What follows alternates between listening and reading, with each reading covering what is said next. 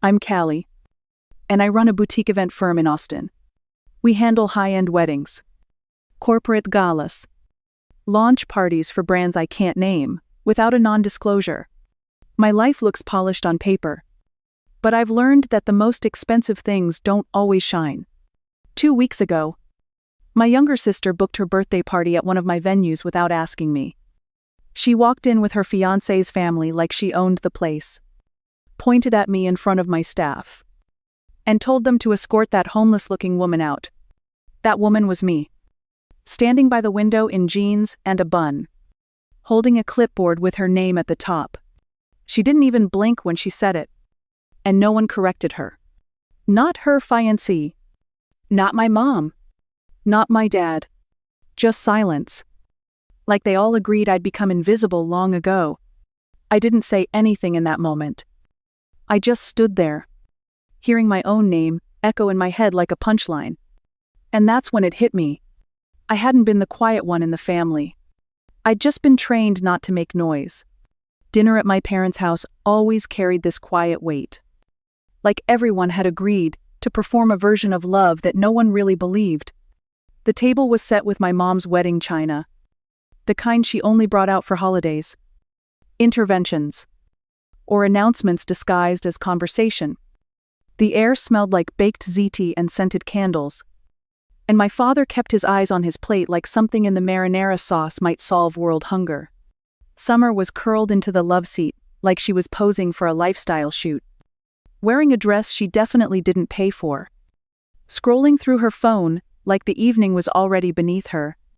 She looked up mid-scroll, smiled that tight little half-smile, and said something about how good it was that I could make it, considering how busy I must be alphabetizing linen samples. I didn't answer. I just took the seat furthest from her and counted the seconds until I could leave. Then, like she was tossing a casual compliment, Summer raised her glass and announced her plans. Her 34th birthday would be iconic. Think rooftop.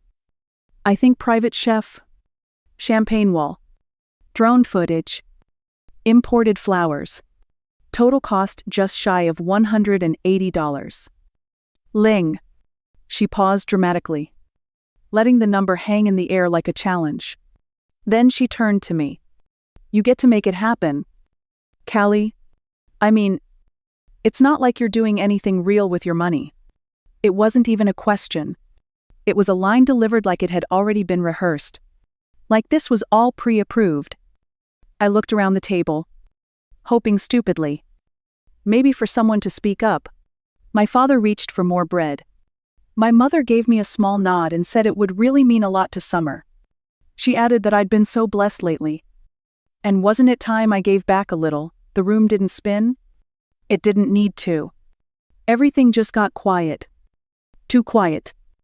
The kind that doesn't echo but hums under your skin. That's when it landed.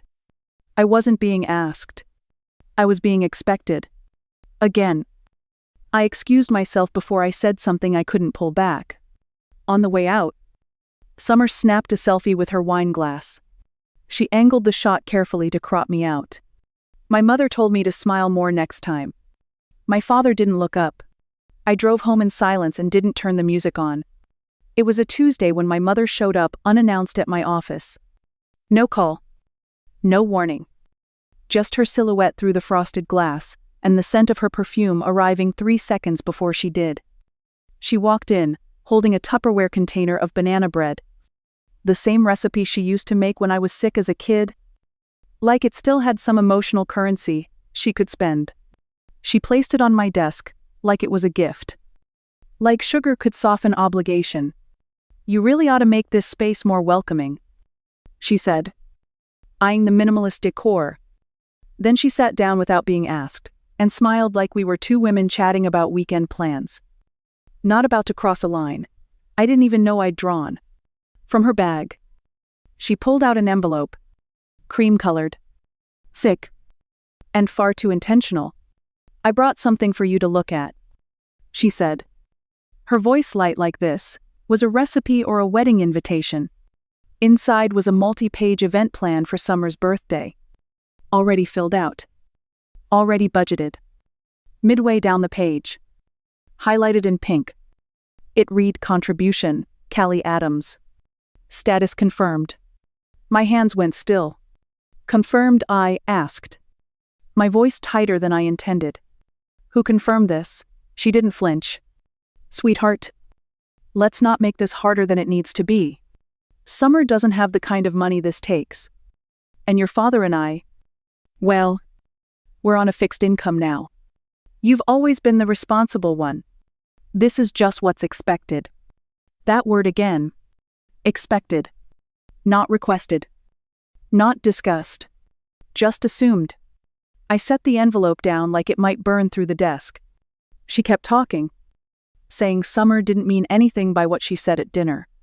That she was just going through a phase. That she was under a lot of pressure. That Callie, you've always been the grounded one. You understand. I was staring at the banana bread now. Still warm enough to fog the lid. My mother used to make that same loaf when I was 10 and stuck in a hospital bed. Tubes in my arms and fever in my head.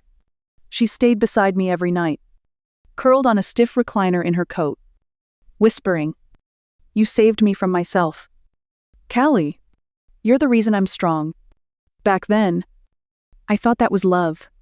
Unshakable. Fierce. All in love.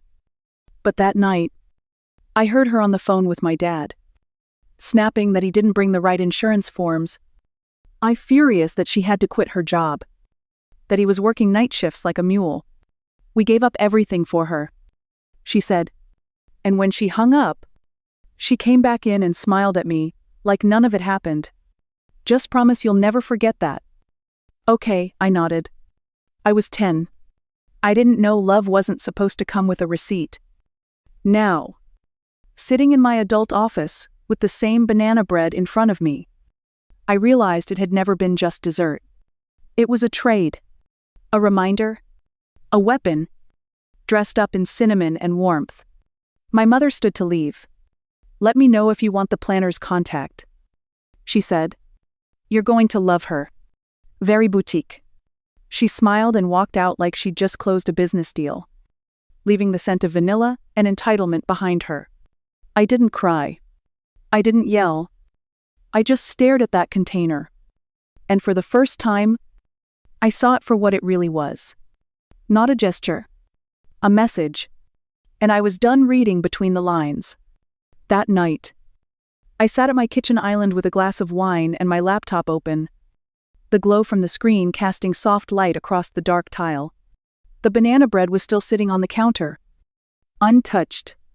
I'd stared at it so long it felt like it was staring back. I started drafting an email to my mother. I wanted to say something measured. "I appreciate you stopping by.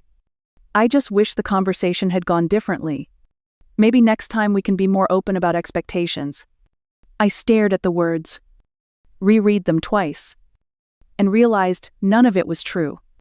I didn't appreciate it. I didn't want a next time. I was tired of being polite in conversations where no one else bothered. So I hit delete. Not backspace. Not cut and paste into another draft. Just delete. Gone.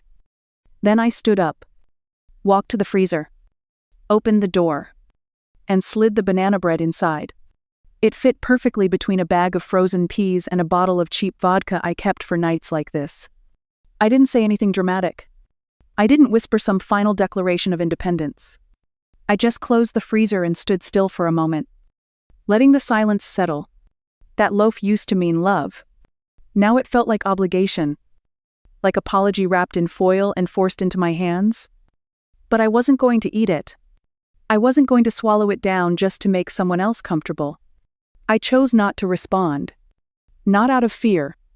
Not out of surrender. But because sometimes silence isn't weakness. Sometimes silence is the first clear no. It was Thursday morning when Ina walked into my office holding a manila envelope like it might bite. She set it on my desk without a word, then raised one brow and said, "This just came in." Assistant to Summer's fiancé dropped it off. Urgent. Apparently. I didn't need to ask what it was. My name was printed on the front in gold serif, just under the logo of Monroe Events Group. I opened it slowly, already bracing for impact. Inside was a glossy, multi-page contract with gold trim and custom tabs. It looked like something out of a bridal catalog. Summer's name was listed as the client. The venue was one I didn't recognize. Something over the top in downtown Austin. But what stopped me cold was page 6.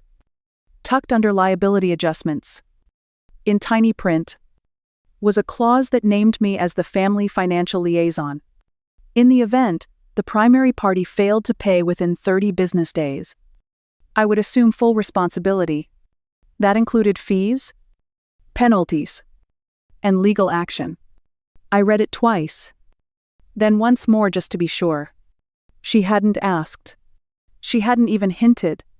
She just submitted the paperwork and expected guilt to do the signing for her. Ina watched me carefully, waiting. I didn't flinch. I didn't throw anything. I simply slid the contract back into the envelope, placed it in the bottom drawer of my desk, and closed it. Evidence, I said quietly. You want me to shred it? Ina asked. No. Let her wonder. I want a trail. Then I opened a blank email, addressed it to the events assistant, and typed, "We do not process documents submitted through emotional channels. All future communication must be routed through legal. Unsolicited contracts will not be acknowledged. M. Adams." I hit send. After that, I opened my calendar and created a recurring event. Title: Monitor Financial Setups, Family. Weekly reminder. No end date. It wasn't revenge. It was just structure. Precaution wrapped in professionalism. This wasn't heartbreak. Not anymore. This was business. And in business, I don't scream. I document. I respond with systems, not sentiment. The moment I saw my name on that contract, something inside me clicked into place. They didn't even see it as betrayal. They saw it as logistics. Just a box to check off. Another favor I'd never agreed to.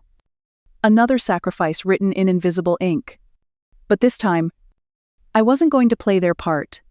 I was done letting family expectations masquerade as love. And I was finally ready to make my own rules. Saturday mornings at Somerset used to be my version of peace. I'd walk through the marble foyer with a clipboard in hand, checking florals, lighting, staff calls. But that morning, something felt off. The space looked perfect. But Ina paused near the mirrored hallway and frowned at her tablet. "Did you approve the white gardenias for next weekend's VIP?" she asked.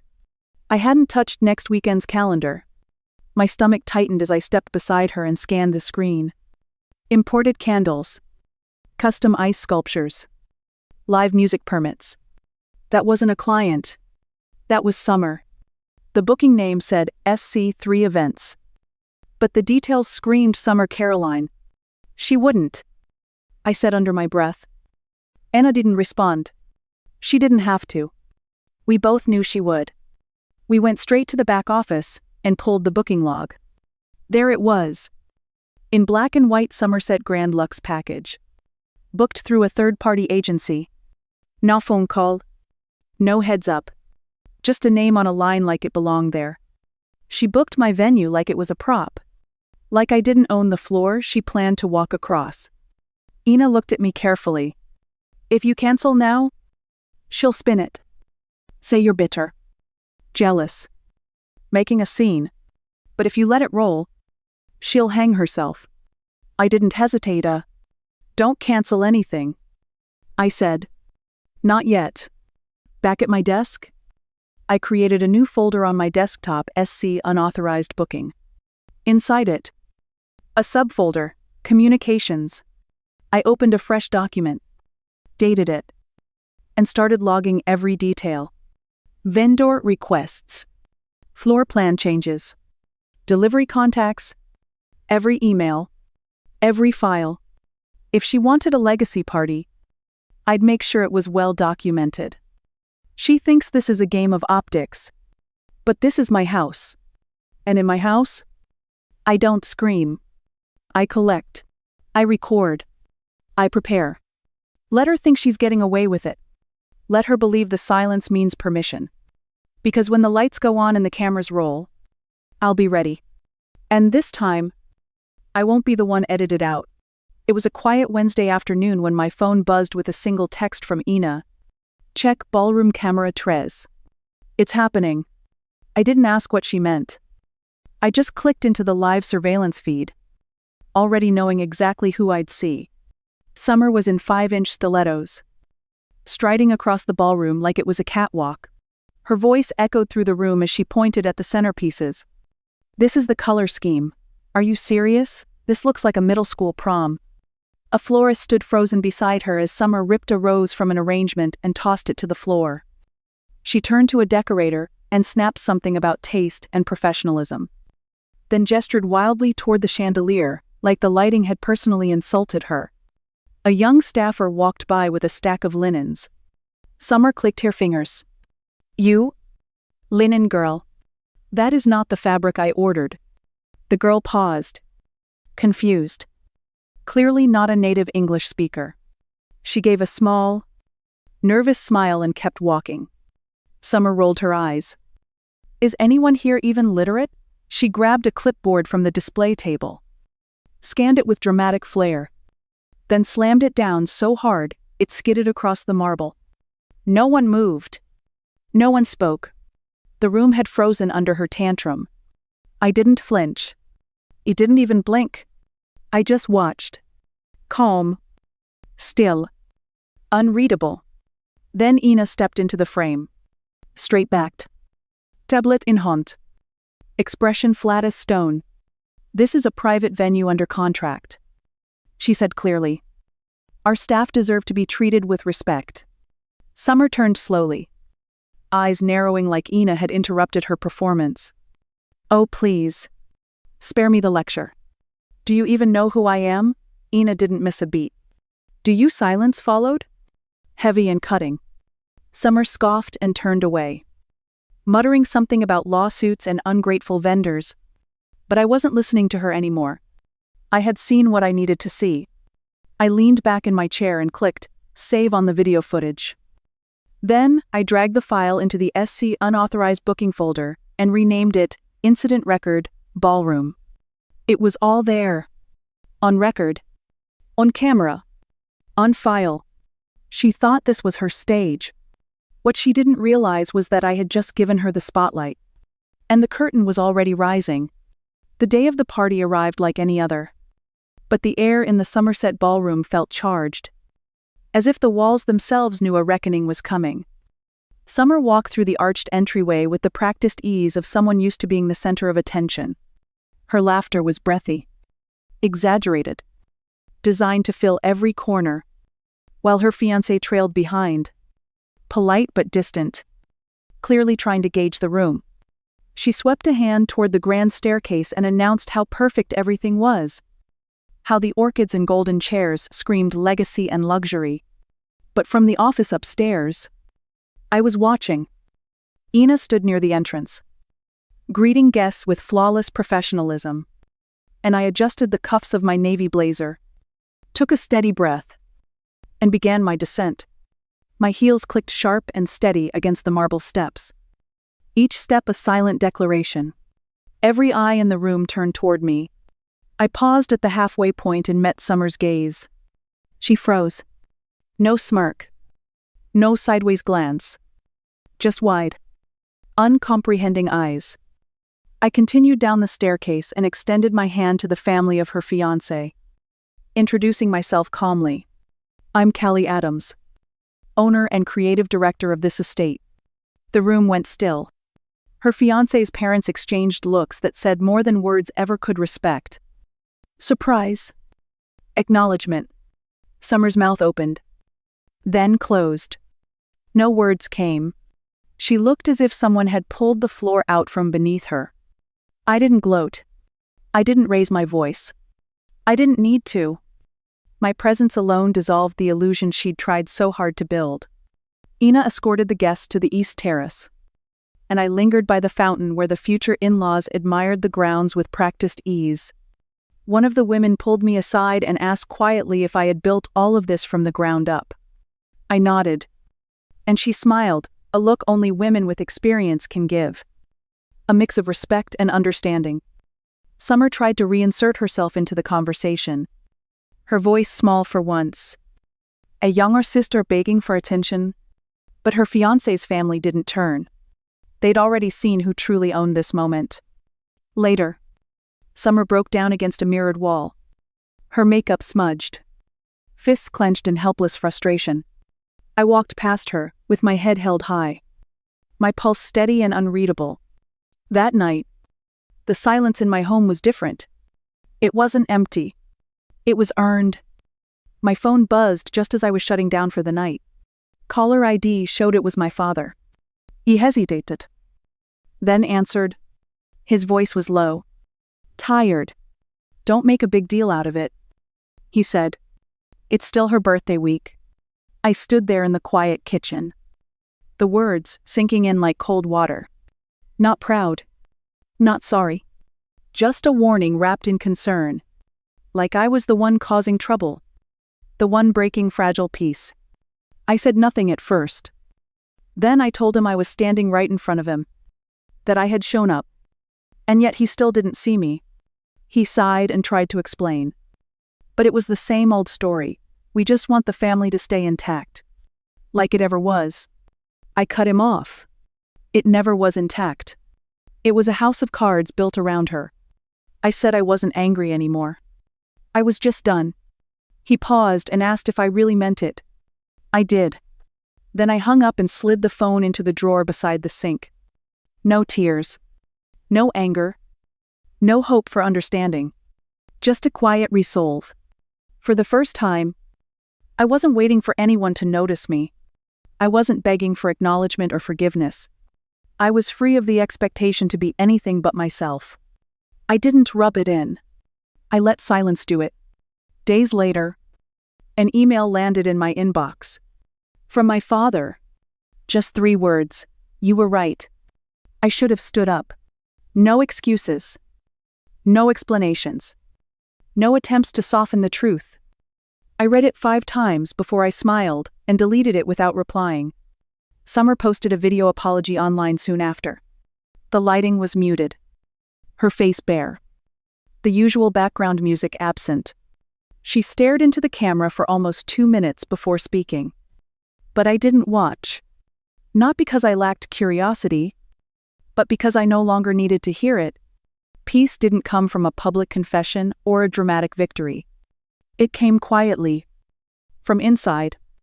From choosing to stop waiting for someone else's approval. From realizing that the truest freedom is not being defined by anyone but yourself. I poured myself a glass of wine and stepped onto the porch as the sun dipped low. The street was calm. The wind soughed through the live oaks.